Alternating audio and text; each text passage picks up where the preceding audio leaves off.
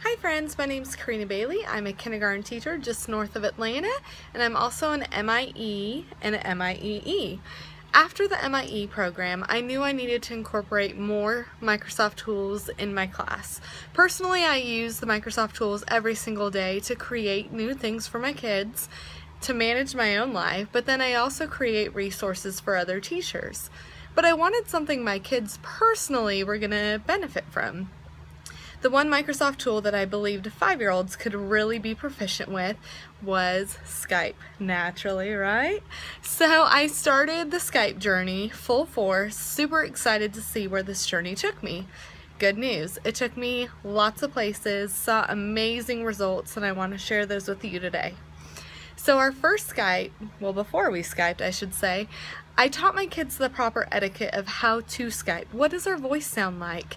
How do we greet other people? How do we respond to questions? What does our body look like when we're on the carpet? Like, they really don't want to see us pick our noses, right?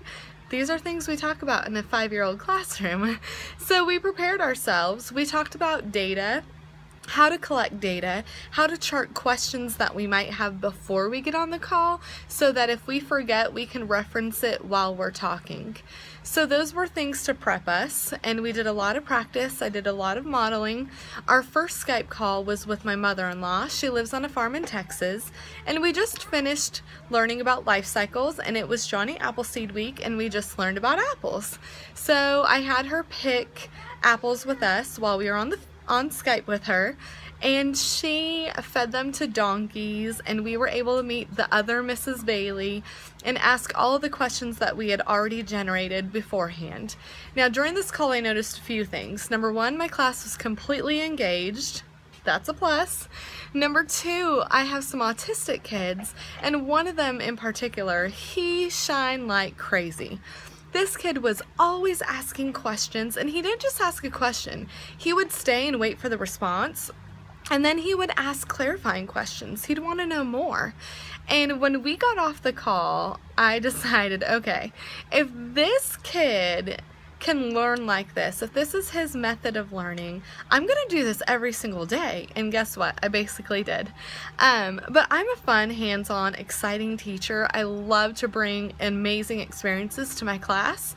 And so I was kind of surprised by what my kids said when we hung up. They all shouted, "This was the best day ever!" And I could not be more excited about that, because that means that we're doing something right. And anytime I can trick them into learning, it's a win for me. And Skype really allows me to kind of trick them into it, because they're not knowing all the standards that they're meeting while they're learning. So it's really great for me. They enjoy it. So after that was Community Helper Week, and what do community helpers do? They work. So it's hard to get parents to come in and talk about their careers, and I absolutely understand that. So I made a tutorial for my parents, asked them if they wouldn't mind joining us from their place of work, and I had tons take us up on the offer. Our favorite one, though, hands down, has to be the firefighter dad. So he sent us some hats in the mail first, which was really exciting for them, but then he also got his whole firehouse involved. So it wasn't just him, they all kind of hammed it up together. They took us on a tour behind the scenes, things that we don't normally see. They took us where they sleep and showed us that. They showed us where they make their meals, where they eat together. They showed us the command center. We went down the pole with them, and then they took us on the truck and they showed us all the tools they use and how they use them. So it was a really exciting experience for my kids, because it was behind the scenes, which normally you don't get to have. We always have a fire truck come to the school, but they don't even go into that much depth. So that was great, and it was a connection with one of our parents, so that child felt really special as we did that. Speaking of parents, I also used it for parent-teacher conferences, and then my star student each week has one day where they can have a parent come and read to the classroom. Again, parents work. So I made it available to where parents could read the story on Skype, and my parents loved it because they didn't have to take any time off, but they still feel connected to their child and to their classroom. So we absolutely enjoyed doing that as well. But after all of that, I still didn't feel like I was utilizing Skype to the full benefit. So I went on the community and I was searching for some kindergarten approved things, and I didn't really see much. I know a lot about Mystery Skype, but to be honest, kindergartners cannot grasp the geography to do Mystery Skype how it's intended to be. Most days we mix up where we live, what state we're in. We like to say the state is actually our town. So it's a little confusing, and I knew that wasn't developmentally appropriate for my kids. I like to play the game Headbands with them later in the school year to help them generate questions, because questioning is very difficult for a kindergartner. You go into a classroom and make the dreaded mistake of asking, does anyone have any questions? And everyone's going to tell you a story. It turns into story time where it's like, my mom last night did this, and my favorite color is pink, and they just start telling you stories, not asking questions. And that's a developmental thing that we're working on, but it's also one of our kindergarten standards, so it's important for me to teach my students how to generate questions. So I decided, let's do Mystery Noun, Mystery Animal, and Mystery Number. So I created a lesson because I didn't see any on the community, and we were taken back by how many people responded. We had about 4 to 7 each week, and sometimes I had to turn people down, which was amazing to have that response. But with the Mystery Animal, that was our favorite. My students had to research and know about the animal that we wanted to do. So in that, they're learning as they prepare, because they need to be able to answer the questions properly. And then as they answer questions, they have to use their reasoning skills. And as they ask questions, they also have to work at that. One thing I taught them was about clarifying questions. It's something I'm big on. So we have data that we would collect, and I would write the yeses on green paper, the no's on red paper. So if we knew that the animal had 4 legs, it was a mammal, and it could be found on a farm, we wouldn't just ask if it was a pig, because we still don't know, is it pink? Does it have a snout? There's different things that we still need to learn. So I taught my kids, we can't ask questions until we're 100%, or we can't ask answers until we're 100% certain what the animal is. Because for me, once we ask, we're done. I didn't want us to just sit around and keep asking and asking and asking what the animal was. I wanted us to use some skills with reasoning. So that was one of my big things, and it turned out to be phenomenal in my classroom. So with Mystery Animal especially, we traveled the world.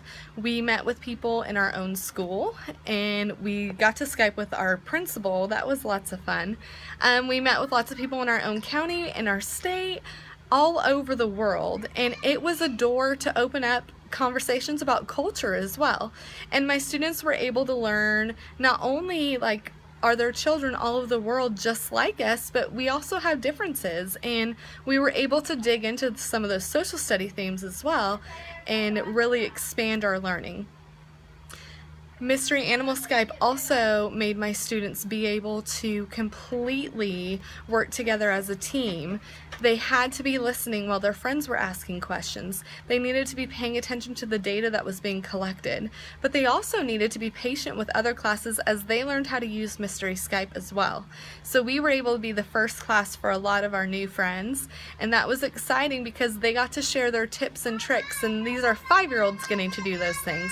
So that was a really exciting moment for them.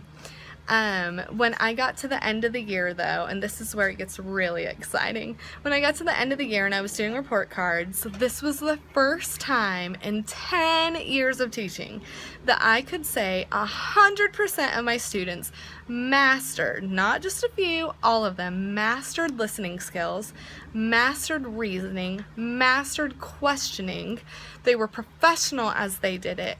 They were kind and courteous. And so those are things as a teacher, when I can say 100% success rate, that's huge. And I just hope so many other teachers join this community and use Skype for what it truly can be for their classrooms. I also want to mention that we had a lot of fun with some adults as well. The tech specialists and network analysts in our building kind of heard through our superintendent of technology that we were using Skype in the classroom. And my class challenged them to play us. And it turned out pretty interesting because they would ask one question sitting in a chair from far back in the room, and my class would do the what sign because they couldn't understand what they were saying, and then my class would raise their hand and say, can we help them? And I'd, absolutely. So they would go up to the screen and say, excuse me, my name's Sean. Can you please come up to the screen and introduce yourself and speak right into the camera so we can understand you? Can you imagine a 5-year-old doing that to you? And then they would ask questions and they would know it had 4 legs. And then they'd go, is it a cat? Is it a lion? Is it a bear? Is it a... And my class again would raise their hand and go, excuse me, we need to use clarifying questions. And they would explain what a clarifying question was for me. And it was really exciting, and these adults felt like they got schooled by kindergartners, but hey, it happens, right?